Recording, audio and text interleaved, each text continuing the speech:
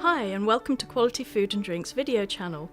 Today I'm here with Alex Head, founder and owner of Social Pantry. Thank you for coming by, Alex. Pleasure. Thank you so much for having me. It's great to be here. We're pretty much starting, Alex, with how did your food journey begin? How did you get into food? Okay, so my food journey started many moons ago when I was about 14 or 15, and I grew up in the Middle East, so grew up in Riyadh in Saudi Arabia, and I was really, really naughty. And I was so naughty from about the age of 6 or 7. I was a total terror. So my mum always encouraged me to kind of get in the kitchen, to cook, to distract me from kind of being naughty, basically. So that's kind of where it started. But by the time I was 14 or 15, I had set up a little sandwich company. So I knew that my dad worked in this office. They had nowhere to go for lunches. So I decided to start making him and a couple of his colleagues sandwiches for lunch. So it all started from there. Very humble beginnings. That's fantastic. Moving on from there, what was your first sort of proper food job then? So my first proper food job was working with the Hyatt Hotel out in Riyadh. So my mum persuaded the outside catering team to let this young girl come and do work experience, which obviously in a kind of male-dominated society back in kind of the early 2000s was obviously quite no mean feat. So off I went and I carved shawarmas on these outside events. And I remember that was my first and one of many New Year's Eves that I was working. So I kind of knew what was ahead, but obviously loved the challenge and working in the hotel industry out there, even though it was a really short stint of work experience, was really eye-opening. So that's when it first started. And then I loved being in the kitchen, kept on cooking and carried that right through studying hospitality at Oxford Brookes, then managing some restaurants in London. And took the plunge to go solo with Social Pantry about 6 years ago. Oh, fantastic. So what kind of led to that? What began? And maybe tell us a little bit about what Social Pantry actually is and what it does. Yeah. So I think I loved, when I was making the sandwiches back in Riyadh, I absolutely loved it because I could earn some pocket money. So that for me was not only did it keep me busy, but it was a great way to earn some pocket money and just kind of have fun and be really social with it. So I kind of realised I totally loved it. So when I went back to school and when I was studying at university, I always did it on the side. So whether I was chefing in restaurants or kind of managing front of house, I kind of absolutely loved the buzz and the atmosphere. And I think when starting Social Pantry, what I was most excited about was creating a company that was energetic, that was lively, that was innovative, and ultimately kind of really, really fun.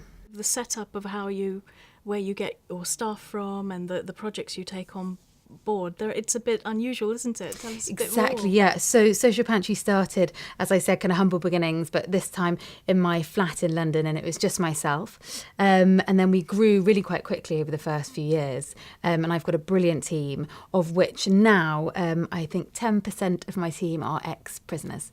So introduced working with a charity called Key for Life about 2 years ago, and now have 5 employees that have come out of prison recently. They're young gentlemen who've got a lot of energy.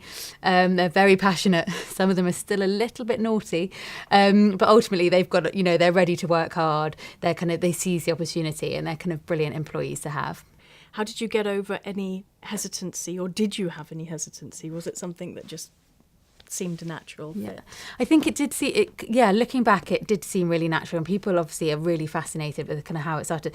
But as I said, I was really naughty when I was younger and had a fair close shaves and near misses, and I always think people deserve that kind of that second chance or another chance. So for me, it's not really about kind of where they've come from, and that's with regard that's throughout the company. It doesn't matter if they've got degrees or haven't got degrees, or chef trained or not chef trained. I will employ someone really for their personality and their work ethic. So that's what's important to me. And these ex-prisoners have, abundance of personality and really great work ethic. So it's, they're a fun element to add into Social Pantry. What do you think are the main issues that people should be thinking about if they run a food business? So I think there's a real focus on sustainability, and even being a small company, we can still contribute to that. So obviously we employ ex-prisoners, which we feel is contributing to society and giving people that second chance. So obviously that's one way of doing it. And then as a small company as well, there are other ways that you can help. So really simple things, like we give our coffee granules to a lady for her compost. So that's all quite fun. We also get our coffee beans from a roastery, which is based in a prison. So also helping those gentlemen within that prison kind of learn new skills. And then little things, we at the cafe, which is in Battersea, if you bring in your own lunchbox, we'll refund you 10p on the cost of your lunch, because that saves us the cost of packaging. So although sustainability is such a big issue, actually if you break it down a little bit, there are little bite-sized bits that even a small company such as mine makes it really quite achievable. So where do you see Social Pantry going in future? Oh, so really exciting. Hopefully a good bit of steady growth would be great. I'd love to be providing food to a wider audience over London. Obviously we have our contracts, we have our cafe, and then we do event food over London as well. So it's just increasing the events and the contract catering. So hopefully doing that. Also making more of an impact with rehabilitation of ex-offenders and employing, and hopefully just being a good business leader, and hopefully, fingers crossed, another cafe. Well, thank you, Alex. Thanks for coming in. Thank you so much for having me.